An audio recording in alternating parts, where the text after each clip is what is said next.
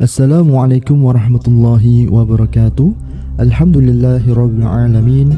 Allahumma salli wa sallim ala sayyidina Muhammadin miftahi babi rahmatillah adada ma fi 'ilmillah salatan wa salaman daimini bidawami mulkillah. Amma ba'du. Ketika Al-Imam Sufyan As-Tsauri sedang tawaf, beliau melihat seorang pemuda yang setiap kali ia mengangkat dan menurunkan kakinya senantiasa membaca sholawat atas Nabi Shallallahu Alaihi Wasallam. Kemudian beliau bertanya kepada pemuda itu, "Sejak awal engkau telah meninggalkan bacaan tasbih dan tahlil, lalu menggantinya dengan hanya mengucapkan sholawat atas Nabi Shallallahu Alaihi Wasallam. Adakah alasan khusus bagimu dalam mengamalkannya?" Lantas pemuda itu balik bertanya, "Siapakah engkau? Semoga Allah mengampunimu." Sufyan As-Tsauri menjawab, "Aku adalah Sufyan As-Tsauri."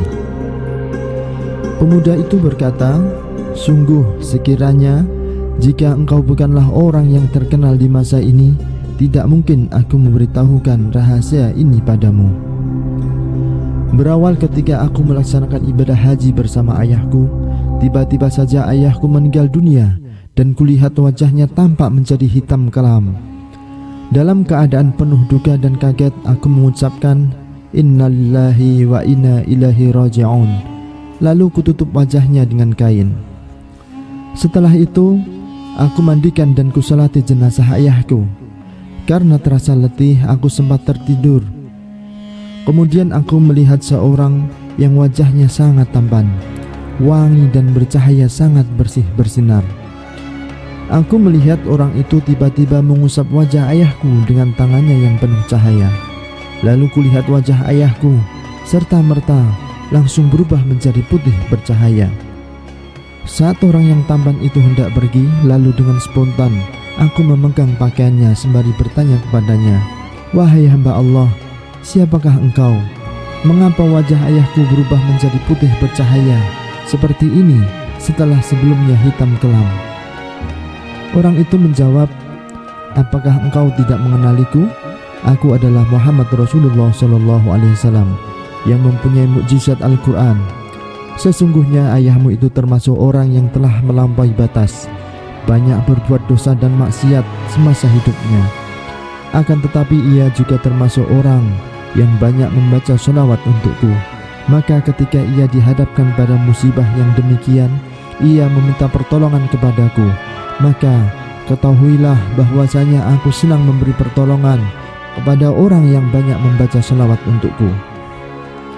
Setelah aku terbangun dari tidurku dan kulihat wajah ayahku benar-benar berubah menjadi putih bercahaya seperti yang kulihat dalam mimpi." Sahabat, sholawat adalah salah satu amalan yang sangat mudah dikerjakan dan ganjarannya bernilai tinggi. Mengetahui kisah di atas, kita seharusnya bertambah yakin bahwa Rasulullah SAW akan senantiasa memberikan syafaat kepada orang yang bersolawat kepadanya.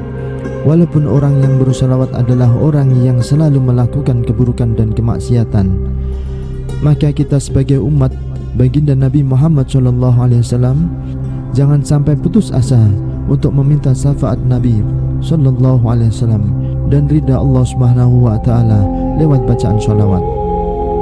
Kita perlu ingat bahwa setiap kebaikan yang diperoleh seorang hamba dalam urusan agama adalah berkat jasa Nabi Muhammad SAW. Beliau telah berjuang dengan sungguh-sungguh untuk mendakwahkan dan menyebarkan Islam. Berkat kerja keras beliau, Islam bisa sampai kepada kita. Maka bersolawat adalah bentuk syukur dan terima kasih kita kepada Nabi Muhammad SAW.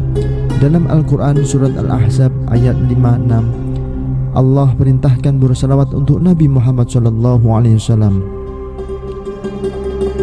A'udzu billahi minasyaitonir rajim.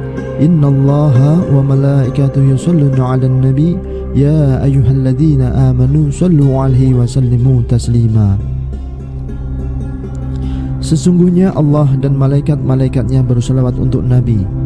Wahai orang-orang yang beriman, bersolawatlah kamu untuk Nabi dan ucapkanlah salam penghormatan kepadanya.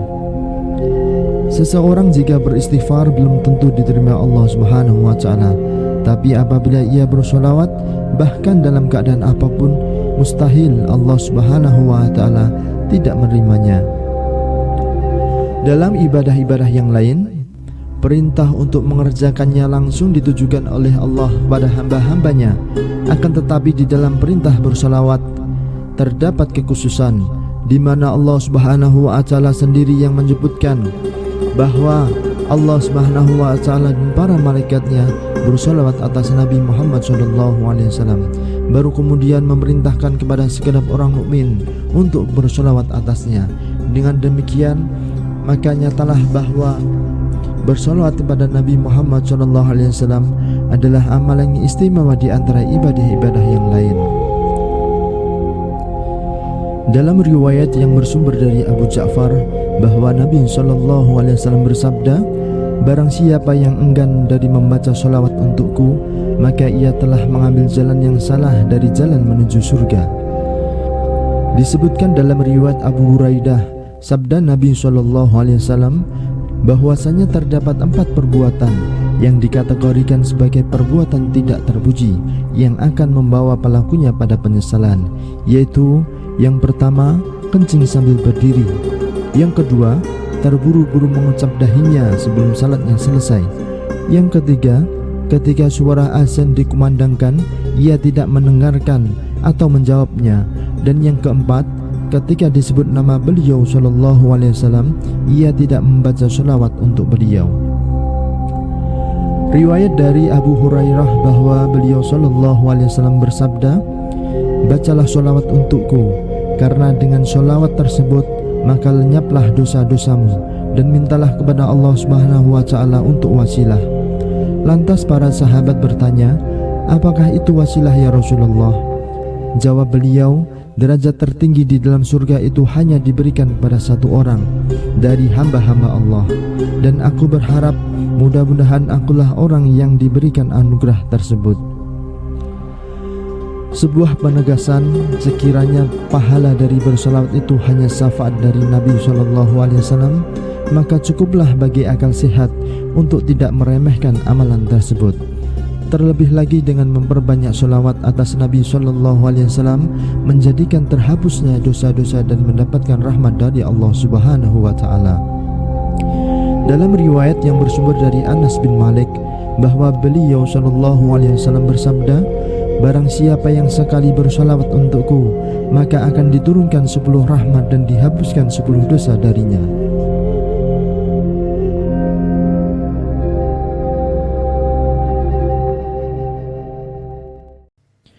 Semoga kita semua termasuk umat yang akan mendapat syafaat dari baginda Rasulullah SAW. Wallahu a'lam bishawab. Wassalamualaikum warahmatullahi wabarakatuh.